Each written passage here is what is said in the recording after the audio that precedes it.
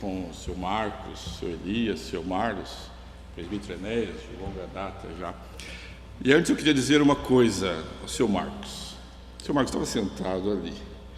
Enquanto o senhor dirigia a liturgia, se o senhor visse o rosto gracioso e de orgulho que a dona Claudenice fazia ao fundo, eu estava aqui, era a única que eu conseguia ver assim, mas que rostinho gracioso enquanto o senhor estava aqui lendo. Hein? Que orgulho. Muito bom tê-los aqui. Em segundo lugar, é um privilégio poder estudar a palavra do Senhor com vocês nesta noite. Que os corações doridos que adentraram este templo possam encontrar gozo, paz e consolação. Que em todo e qualquer lugar que a palavra de Deus for aberta nesta noite, ela traga salvação. Que em todo lugar que a palavra de Deus for lida nesta noite, ela traga restauração. Que em todo lugar neste Brasil em que a palavra de Deus for lida nesta noite, ela traga paz aos corações. Amém? Convido os amados irmãos para que abram as suas Bíblias no livro de Lucas, o médico amado. Lucas, nós leremos o capítulo 7 do livro de Lucas. Abra lá a sua Bíblia, será projetada também. Lucas, capítulo 7. Pode atender, Jorge. Não? Ótimo. Então, Lucas, capítulo 7, nós estaremos lendo do verso 1 ao verso 10.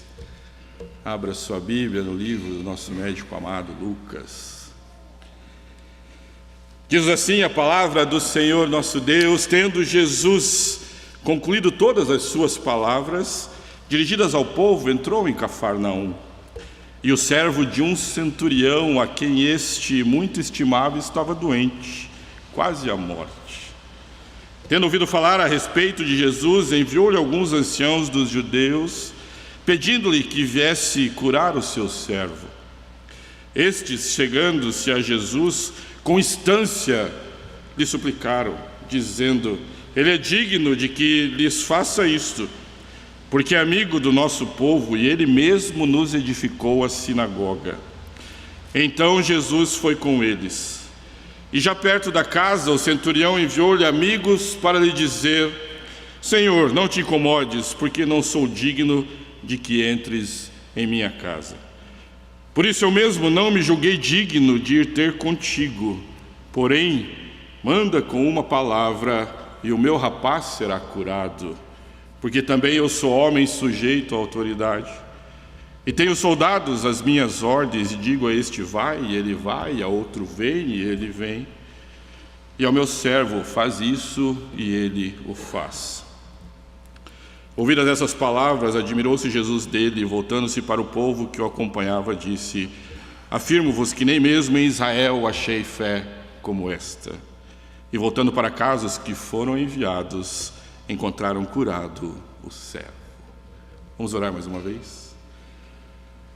Pai, nós estamos na Tua presença, Deus. Nós já Te adoramos, nós já dedicamos, louvamos, confessamos, já cantamos hinos ao Pai, em louvor e adoração ao Teu santo nome. E agora, Deus, nós queremos ouvir a Tua palavra. Ser propício a nós, pecadores, fala conosco nessa noite, ó Deus. Que eu seja, ó Pai, um canal de bênção aos meus irmãos que estão aqui nesta noite para ouvir a Tua palavra. Que as palavras que aqui serão dirigidas e interpretadas, ó Pai, eu rogo que venham do Teu trono de graça e corações compungidos possam ser transformados nesta noite. Rogamos a Deus que a Sua palavra não volte vazia, mas que ela encontre, ó Pai, terreno fértil onde possa brotar, onde possa frutificar, onde possa espalhar o Seu nome, o Seu Evangelho sobre esta terra. Esta é a oração que nós fazemos neste momento, em nome de Jesus. Amém. Ora, o texto que nós lemos nos conta uma história em que Cristo, ao sair do Sermão do Monte, se nós formos aos capítulos anteriores, Cristo havia dado toda uma receita de como aquele que quer viver nele deve se portar. Se nós voltarmos aos capítulos anteriores, nós vamos ver que Cristo traduz ao povo a situação de como eles poderiam se portar diante dele. Se nós voltarmos um pouco ao texto, nós vamos ver ali no Sermão do Monte que Cristo nos ensina a perdoar, que Cristo nos ensina a amar, que Cristo nos ensina a orar. Nós temos todo um arcabouço que Cristo ensina aos seus lá no Sermão do Monte. E esse é isso que se antevém a essa história que aqui nós encontramos. O nosso Senhor Jesus Cristo então desce desse monte, ele já conversou com todos, ele já explicou aquilo que ele precisava explicar àqueles que o acompanhavam, ele já demonstrou, já denotou todas as situações que deveriam ser dirigidas àqueles que o buscavam. Ele já disse, como eu já disse, ele falou de amor, ele falou de fé, ele falou de perdão quando estava ali, ele falou: quando quiserem orar, orem desta maneira, quando quiserem falar com o meu Pai. E vencido essa etapa, o texto anterior nos conta que Cristo desceu do monte e entrou em Cafarnaum. Cafarnaum, meus amados irmãos, é a cidade onde Cristo se estabelece. Vejam, Cristo era de Nazaré, ele era da Galileia, mas lá em Nazaré ele foi questionado. Lembram-se, não é esse o filho do carpinteiro? Quem é esse que quer dizer alguma coisa? Ele se relembra disso, se relembra que um profeta nunca havia visto em sua terra, então ele resolve se estabelecer em Cafarnaum. Ele desce do Sermão do Monte e vai até Cafarnaum. Cafarnaum fica ao norte de Israel, perto do Mar da Galileia, e Cafarnaum era um centro de impostos. Aqueles que queriam fazer comércio entre as regiões circunvizinhas necessariamente deveriam passar por Cafarnaum. Era ali que eles pagavam por poder trabalhar com a sua área comercial. E vejam, é nesta Cafarnaum que Jesus chama os seus primeiros discípulos. Vejam que Cafarnaum, então, tem uma situação especial diante da obra do Senhor nosso Deus.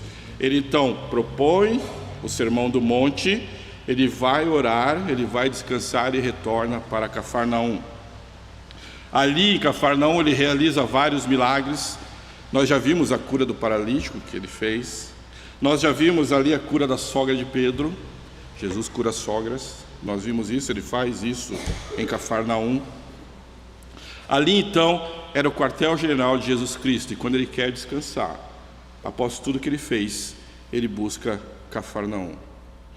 Acontece que o texto nos conta que ele chegando em Cafarnaum, logo que ele adentra em Cafarnaum, o texto nos conta e nos apresenta um personagem.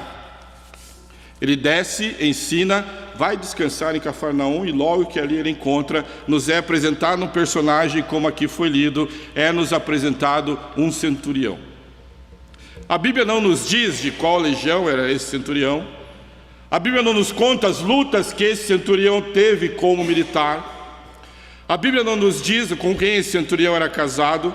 A Bíblia não nos fala da família que esse centurião tinha. A Bíblia não nos conta acerca da luta desse centurião. Mas Lucas, sempre tão detalhista em seus comentários, ele diz que esse centurião tinha um servo. Lucas, quando ele coloca que esse centurião tinha um servo, ele tenta dar uma floreada na situação, porque todo servo era um escravo. Mas Lucas, ao nos contar, ele diz: esse centurião tem um servo. E não é só isso, ele vai dizer que esse servo era muito amado por este centurião. Algumas palavras, quando nós lemos os textos bíblicos, devem nos saltar aos olhos. Jesus prega, desce, entra em Cafarnaum, encontra um centurião. Aqui no livro de Lucas nos diz que os anciãos vão falar com Jesus a pedido do centurião. Em Mateus nós temos um correlato que o centurião vai falar com Jesus, mas o cerne não é esse. O cerne é que a petição chega a Jesus. É isso que acontece. Esse centurião, nos é dito também que ele edificou uma sinagoga. Atentemos que várias das situações em que Jesus se apresenta em uma sinagoga é a sinagoga de Cafarnaum. É isso. E a Bíblia, ao descrever esse centurião, Lucas, ao nos contar sobre ele, fala que foi este centurião que construiu a sinagoga de Cafarnaum. Nós precisamos emaranhar todos esses dados. Este centurião então chega até Jesus com um pedido. Esse centurião cuidava daquele lugar, esse centurião era responsável pela coleta de impostos daquele lugar, esse centurião era quem representava Roma naquele lugar, mas apesar de tudo isso, de toda a capacidade militar, de toda a capacidade intelectual, apesar de toda a capacidade que dele emanava, este centurião tinha uma necessidade. E quantas necessidades nós não temos, meus amados irmãos? Quantas necessidades não circundam o nosso coração? Sejam necessidades financeiras, sejam necessidades sociais, sejam necessidades laborais, sejam necessidades de relacionamento. Quantas necessidades nós não temos? A Bíblia nos diz que este centurião tinha uma necessidade. Apesar de tudo e apesar do todo, apesar de todo o controle que pudesse exercer, apesar de todo o controle que pudesse emanar desse centurião, apesar de toda a autoridade que ele tivesse, existe uma situação em que ele por si não podia resolver.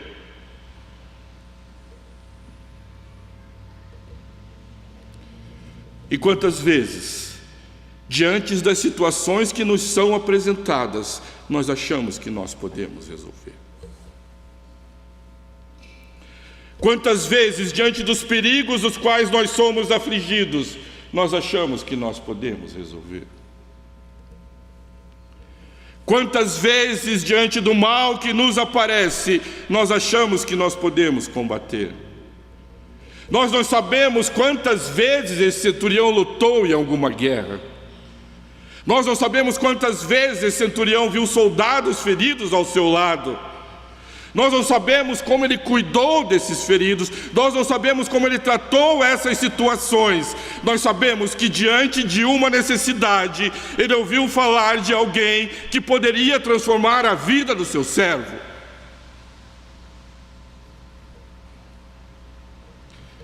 Ele sabia que diante da necessidade que ele tinha, a única pessoa que poderia lhe trazer salvação era de quem há pouco ele havia ouvido que num sermão do monte havia dito: batei, batei e abrir-se-vos-á.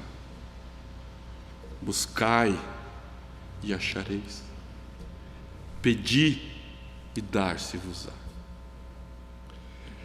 Quem sabe tudo aquilo que esse centurião já tenha demandado para com cuidado, para com o seu servo, em nada ele tenha encontrado. Quem sabe o quanto ele já tenha gastado para buscar solução para a vida do servo que ele amara e nada tinha resolvido. Quem sabe todo o trabalho que ele já tenha tido com esse servo para que pudesse ser curado, mas a cura distante estava, porque a solução para esse servo não se encontrava nas mãos humanas, se encontrava apenas nas mãos daquele que pode dar solução para a nossa vida. E diante disso, ele vai buscar a única fonte de onde jorra água para a vida. É isso que o texto nos conta. É isso que o texto nos fala. É isso que o texto apresenta a nós. Esse centurião já havia buscado tudo, mas não havia encontrado nada. Este centurião já tinha tratado de tudo, mas não havia curado nada. Abra lá a sua Bíblia em Mateus. Mateus capítulo 7, 7 e 8. Abra, por favor. Mateus capítulo 7, verso 7 e verso 8. Esse centurião havia ouvido a seguinte expressão: pedi e dar-se-vos-á. Buscai e achareis. Batei e abrir-se-vos-á. Imagine no coração desse centurião: pois todo o que pede recebe, o que busca encontra, e a quem bate abrir-se-lhe-á. É somente esse homem que pode curar o meu servo. É somente esse homem que pode dar solução para a vida do meu servo. Foi isso que ele disse. Ele disse: pedi e eu te darei. Busquem, que vocês vão encontrar. Busquem corretamente. A salvação não está tão longe assim. Veja lá mais um capítulo, Lucas capítulo 6, versos 36. Lucas capítulo 6, verso 36. Reverbera no coração deste homem a seguinte expressão: sede misericordiosos, como também é misericordioso o meu Pai. Esse homem que cura tem misericórdia. Esse homem que cura traz misericórdia. Esse homem que cura misericordiosamente pode transformar a vida do meu servo que eu tanto amo. Eu preciso encontrar esse homem. Ele é centurião. Ele comanda. Ele representa a opressão existente diante do povo judeu que ali se encontrava. Mas ele se ajoelha e diz àqueles que conhecem a Jesus: por favor, falem com ele, porque o meu servo está doente. Esse texto nos apresenta 3 lições maravilhosas, as quais estudaremos agora.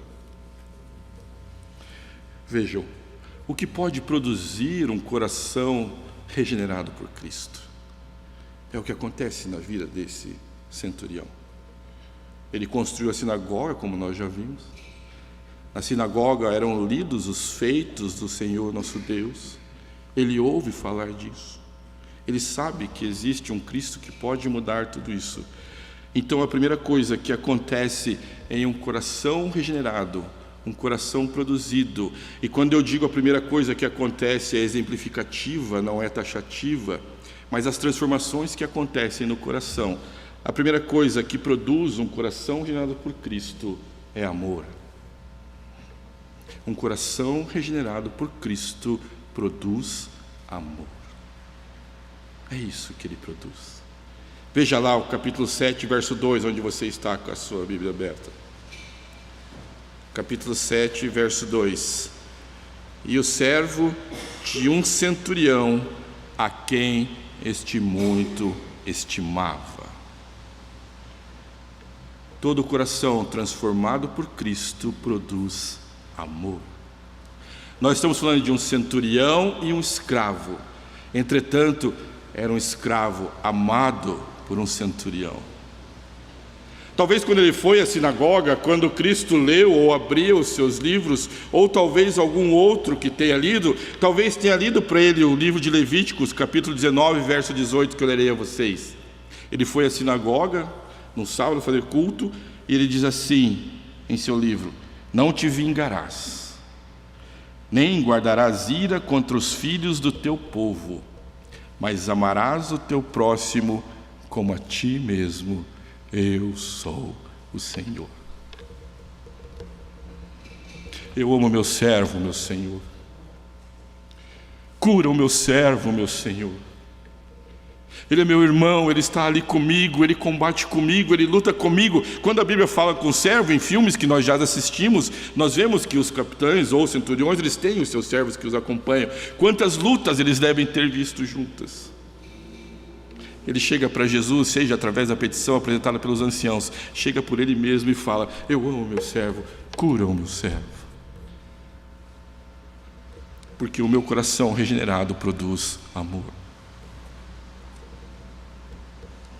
Nós temos que ter isso em mente quando nós tratamos com o Senhor nosso Deus e com os nossos irmãos. Uma evidência de que um coração é regenerado é o amor. É isso que ele faz. Ele viu o sofrimento do seu servo. Ele teve amor e compaixão. E nós, como nós temos amados aqueles que estão ao nosso lado? E nós, como nós temos amado a Deus? E nós, como nós temos nos portado com os nossos sentimentos diante de Deus? Nós o temos amado? Nós temos amado os nossos irmãos? É isso que nós temos feito. É isso que Lucas nos ensina. Jesus desce aos gentios, somos nós. Ele sai do meio lá onde estavam os judeus, aquele que ouviram falar. Vem e desce, e um gentio o busca. aquele que não fazia parte do povo de Deus, éramos nós. Esse o busca com o coração regenerado e diz: Senhor, eu amo, eu ouvi que o Senhor é misericordioso, tem misericórdia do meu servo. Senhor, tem misericórdia de mim, sê propício a mim, porque sou pecador. Eu ouvi da tua palavra, eu quero ser diferente, eu quero amar.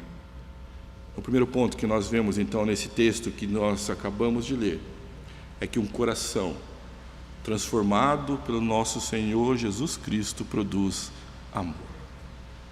Em segundo lugar, nós podemos ver nesse texto que um coração transformado pelo nosso Senhor Jesus Cristo produz humildade. Já foi dito aqui tudo que esse centurião tinha, já foi dito aqui tudo que esse centurião havia feito, e veja que aqui é um conceito errôneo.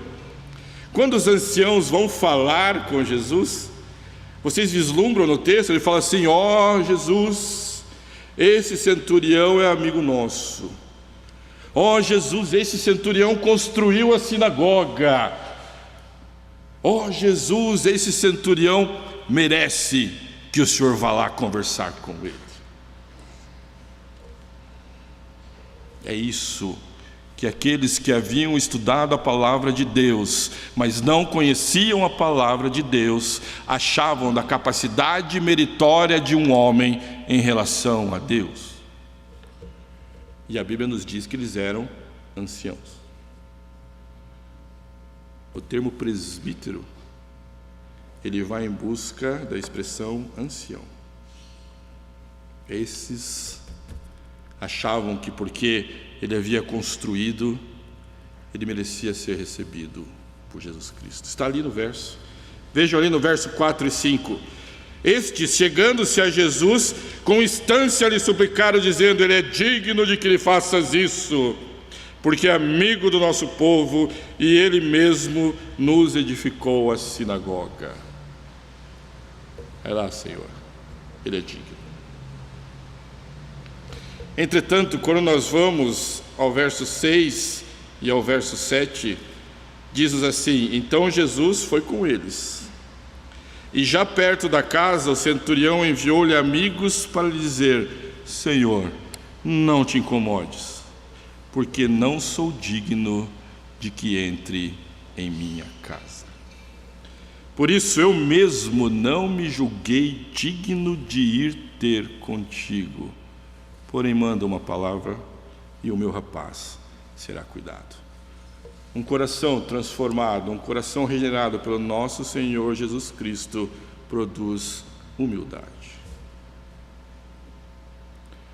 Um coração regenerado, um coração transformado produz humildade. Ele era o representante do imperador romano naquele lugar. Mas eu preciso conhecer esse Cristo, mas eu não sou digno de estar com ele. Os conhecedores da lei diziam: vai, porque ele é. Os conhecedores da lei que brota no coração, que não é mais um coração de pedra, é um coração de carne, olha para o Senhor Jesus e diz: Senhor, eu não sou digno. Atentem que antes dessa resposta dada por ele, olha a disposição do nosso Salvador. No começo do versículo, diz assim ali no verso 6, depois de tudo aquilo que ele havia sido incomodado, diz no começo do verso 6, então Jesus foi com ele. Antes dessa apresentação da humildade deste centurião, diz-nos a palavra que Jesus foi com ele.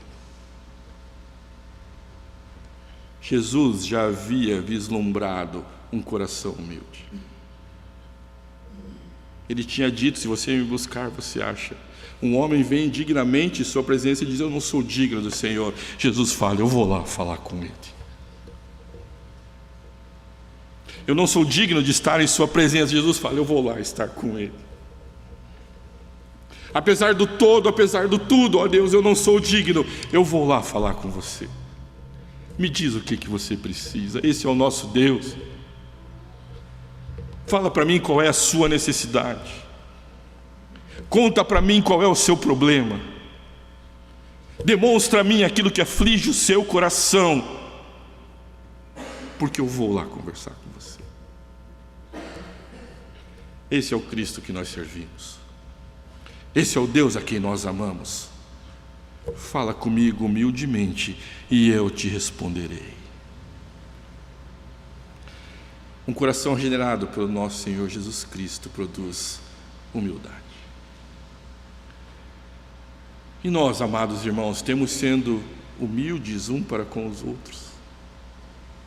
Ou será que através do nosso lufa-lufa espiritual, da nossa correria espiritual, através do nosso ativismo, nós não conseguimos enxergar o irmão como maior do que nós mesmos?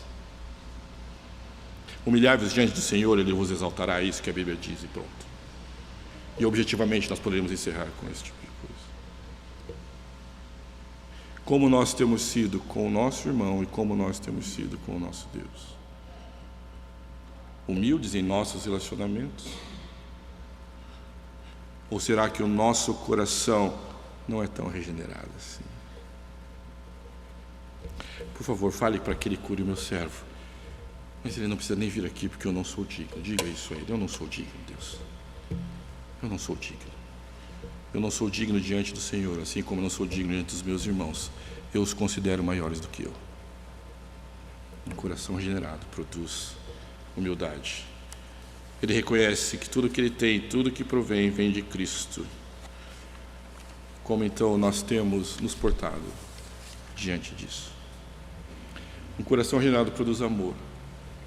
Um coração regenerado produz humildade. Um coração regenerado produz fé. Atentem para o texto, por favor.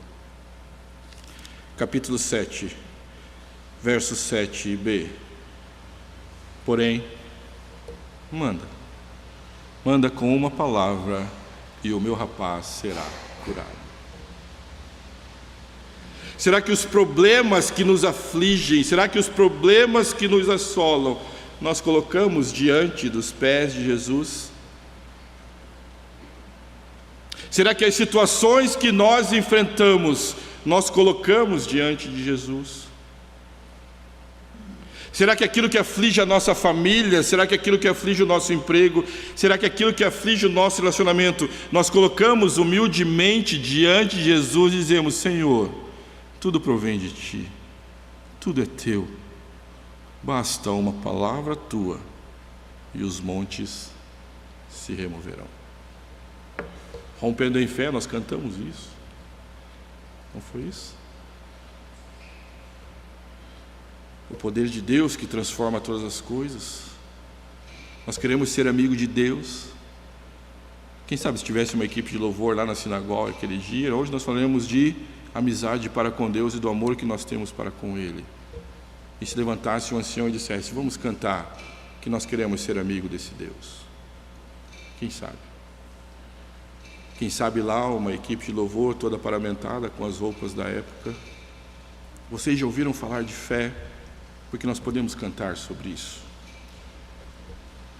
Porque se não fosse a boa mão do Senhor, nós não estaríamos aqui.